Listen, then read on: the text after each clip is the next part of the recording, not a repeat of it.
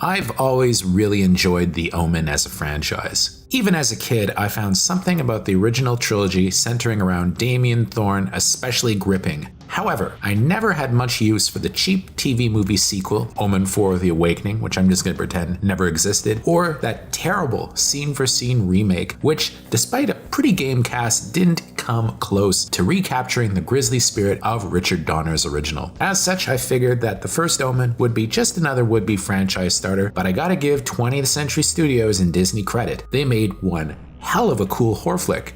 Pun intended. In some ways, the first Omen is a bit like Wonka. Now, bear with me here in my comparison, in that they're both prequels that manage to do their own thing without shitting all over the original, with the Donner film and the original movies that followed it all existing in the same universe as this does. Director Akasha Stevenson of Sci-Fi's Channel Zero is likely going to come off this as one of the fastest rising new names in horror. She really has made an Omen film that's distinctly not at all what fans feared it might be, namely watered down and overly safe, or dare I even say the dreaded woke word. My opinion, because I'm not a member of the damn patriarchy. It's actually quite provocative in its own way, with several images including a gruesome birthing scene pushing the limits of the R rating in a way I didn't expect from a movie bankrolled by Disney.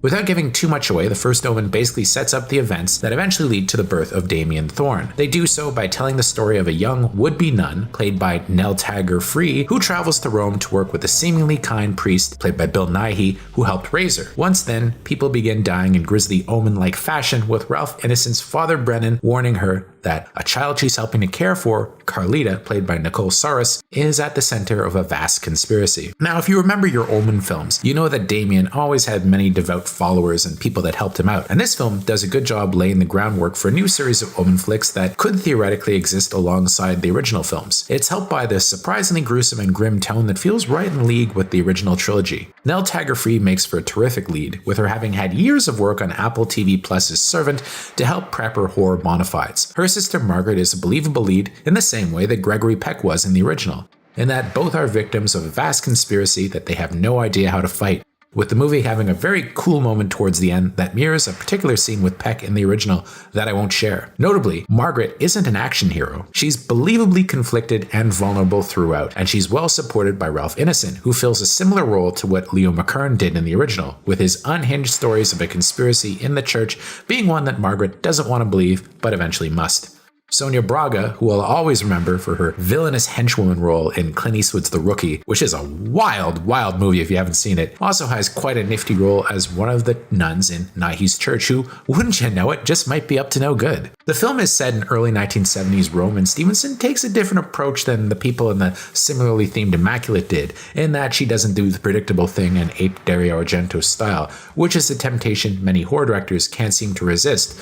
Although, like Immaculate, she does have kind of a shout out to Zulawski's Possession, which is kind of nifty because I wouldn't have thought that two movies coming out within a month of each other would both nod towards that same deliciously eccentric but kind of obscure film. Instead, she makes the movie in the same vein as Richard Donner's work on the original, meaning that it's much more reality based because that was something that Donner always was committed to, verisimilitude. And she does the same thing here. In fact, it's quite evocative of its era that it's set in. I especially enjoyed one impressive sequence that's set in an Italian discotheque. Stevenson did a better job making this in the spirit of the original than David Gordon Green did recently when he tried to riff on William Friedkin's style for his really terrible Exorcist sequel.